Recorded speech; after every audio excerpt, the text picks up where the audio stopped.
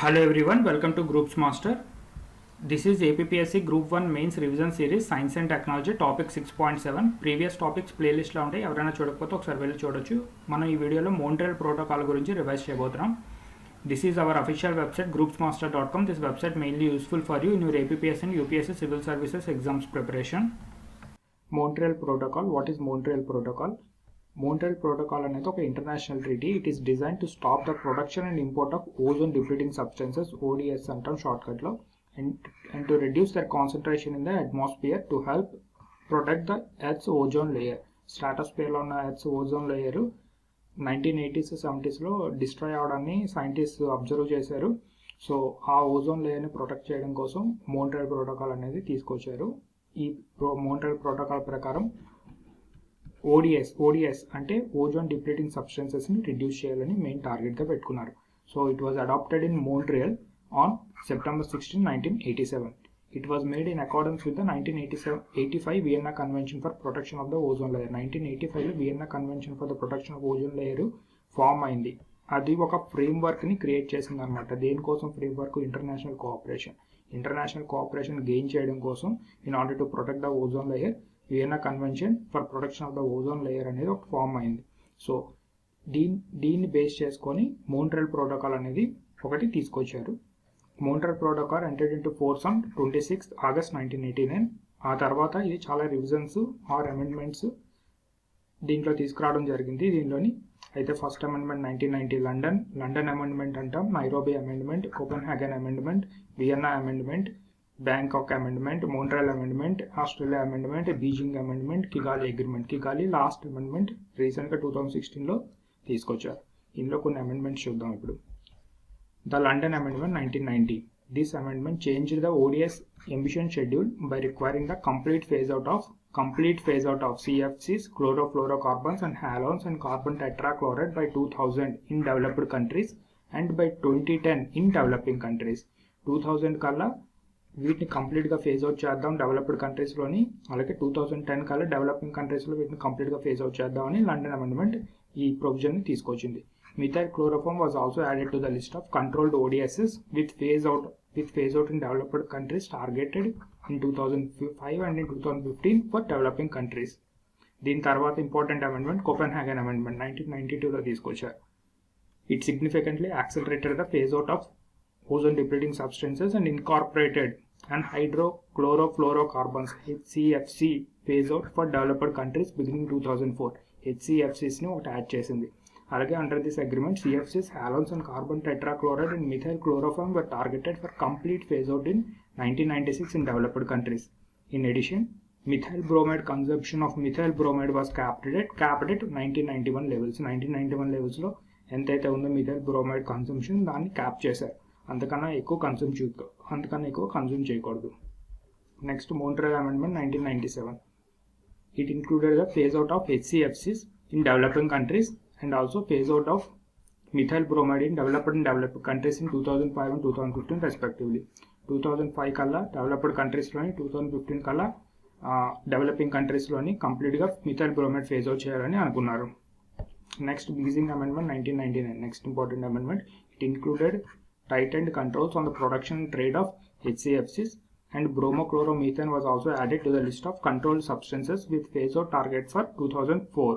బ్రోమోక్లోరోమీథేన్ అని కూడా అనేది ఒక ODS సబ్స్టెన్స్ని యాడ్ చేశారు.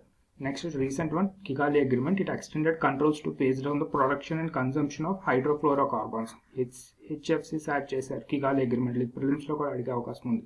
Because these substances were adapted by industries in moving away from ozone depleting substances and they are potent greenhouse gases damaging the earth's climate. ఎప్పుడైతే ozone depleting substances reduce చేయాలని అనుకున్నారో alternative టెక్నాలజీస్ని తీసుకురావడం జరిగింది. అందులో భాగంగా HFCs తీసుకొచ్చారు. HFCs అనేవి ozone depleting substance కాదు, but still it is a potent green house gas. Ozone depleting సబ్స్టెన్స్ని రెడ్యూస్ చేద్దామని HFCs యూజ్ చేయడం స్టార్ట్ చేశారు. బట్ దీనివల్ల గ్రీన్ హౌస్ గ్యాస్ కనుక గ్లోబల్ వార్మింగ్కి ఎక్కువ కంట్రిబ్యూట్ చేస్తుంది కనుక ఇంకా దీన్ని కూడా ఫేజ్ అవుట్ చేయాలని కిగాలి అగ్రిమెంట్లో కన్సిడర్ చేశారు. Next assessment panels. మోంట్రియల్ ప్రోటోకాల్లో కొన్ని అసెస్మెంట్ ప్యానల్స్ ఉన్నాయి. అవి ఏంటంటే the parties the Montreal protocol have advisory bodies. ఇవి అడ్వైజరీ బాడీస్గా మోంట్రియల్ ప్రోటోకాల్కి ఉంటాయి. వీటిని అసెస్మెంట్ ప్యానల్స్ అంటాం. సో ఇవి 3 ఉన్నాయి, 1, 2, 3. Technology and economic assessment panel, scientific assessment panel and environmental effects assessment panel అని ఈ 3 అసెస్మెంట్ ప్యానల్స్ ఉన్నాయి మోంట్రియల్ ప్రోటోకాల్లో. ఇవి అడ్వైజరీ బాడీస్, గుర్తుపెట్టుకోండి. These assessment panels are responsible for issuing regular reports on progress on implementing the phase out of ozone depleting substances. Ozone depleting substances phase out చేద్దాం అనుకున్నారు కదా, వాటి ప్రోగ్రెస్ని రెగ్యులర్ రిపోర్ట్స్ని ఈ panel issue చేస్తూ ఉంటుంది అనమాట. అలాగే అలాగే అసెస్మెంట్స్కి అంటే తర్వాత ఆల్టర్నేటివ్ టెక్నాలజీస్ ఏమైనా ఉన్నా, ఎమిషన్ రిడక్షన్స్ కావాల్సిన మెజర్స్ ఏమైనా ఉన్నా సరే సజెస్ట్ చేస్తూ ఉంటుంది.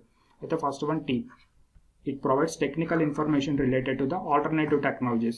Alternative technologies, ODSకి alternative technologies కావాలి కనుక వాటికి ఏ ఇన్ఫర్మేషన్, దానికి రిలేటెడ్ ఇన్ఫర్మేషన్ అంతా కూడా పబ్లిష్ చేసి ప్రొవైడ్ చేస్తూ ఉంటుంది. That have been investigated and employed to make it possible to virtually eliminate the use of ODSs such as CFCs and halogens that harm the ozone layer. అలాగే scientific assessment panel, next one, it assesses the status of the depletion of the ozone layer and relevant atmospheric science issues. Ozone layer ఎంత deplete అయింది అనేది ఆ స్టాటస్ని ఇది రెగ్యులర్గా assess చేస్తూ ఉంటుంది అనమాట. దాన్ని సైంటిఫిక్ అసెస్మెంట్ ప్యానల్ అంటారు. Next environmental effects assessment panel. It assesses various effects of ozone layer depletion. Ozone layer deplete అయిపోతే దానివల్ల కలిగే ఎఫెక్ట్స్ అన్నీ కూడా ఇది ఎప్పటికప్పుడు మానిటర్ చేస్తూ ఉంటుంది. ఈ విధంగా 3 అసెస్మెంట్ ప్యానల్స్ ఉన్నాయి మోంట్రియల్ ప్రోటోకాల్లో. Next, write about success of Montreal protocol అనే క్వశ్చన్ వచ్చే అవకాశం ఉంది. అలాగే significance or importance of Montreal protocol అన్నా సరే ఈ పాయింట్స్ని మీరు యూజ్ చేసుకోవచ్చు.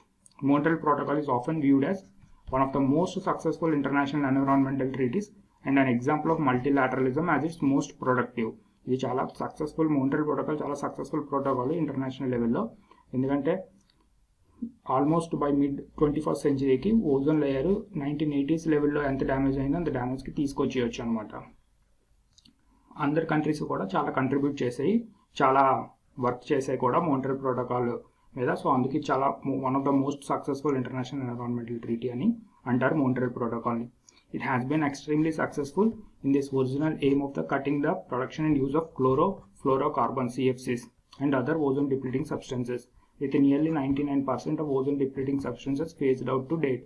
ఇంతవరకు ఓజోన్ లేయర్ని డిప్లీట్ చేసే ఆల్మోస్ట్ నియర్లీ 99% సబ్స్టెన్సెస్ అన్ని కూడా ఫేజ్ అవుట్ చేశారు సార్ చాలా సక్సెస్ఫుల్గా.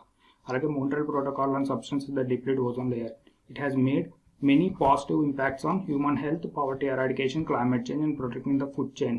ఎప్పుడైతే ఓజోన్ లేయర్ డ్యామేజ్ అవుతుందో అల్ట్రావైలెట్ రేస్ డైరెక్ట్గా రీచ్ అవుతాయి కనుక స్కిన్ క్యాన్సర్స్ వస్తాయి హ్యూమన్స్కి.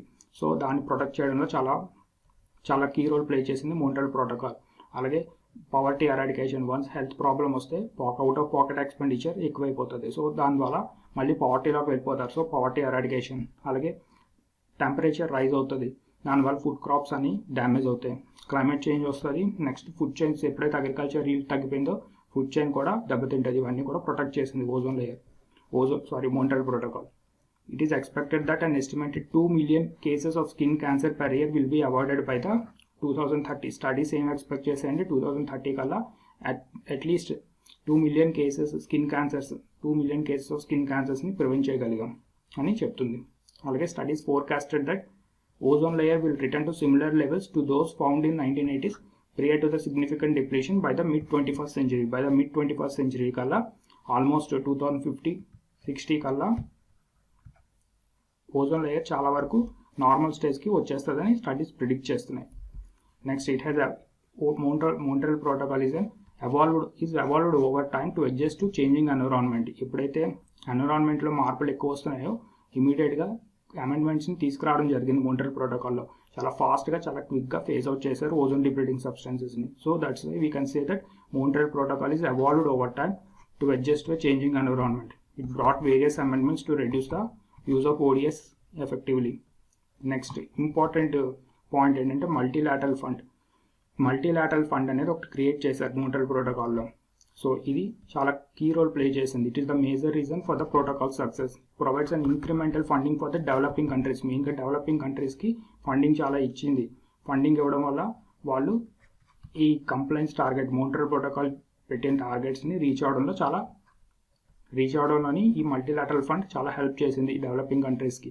అలాగే significantly it has also provided institutional support కూడా ప్రొవైడ్ చేసింది. ఇప్పుడే అసెస్మెంట్ ప్యానెల్లో టెక్నాలజీ రిలేటెడ్ ఒక అసెస్మెంట్ ప్యానెల్ చదివాము. అది countries, developing countries, least developed countries కూడాను వాళ్ళ కెపాసిటీస్ని బిల్డ్ చేసుకోవడంలో ఆల్టర్నేటివ్ టెక్నాలజీస్ని వాళ్ళకి ప్రొవైడ్ చేయడంలో చాలా హెల్ప్ చేసింది.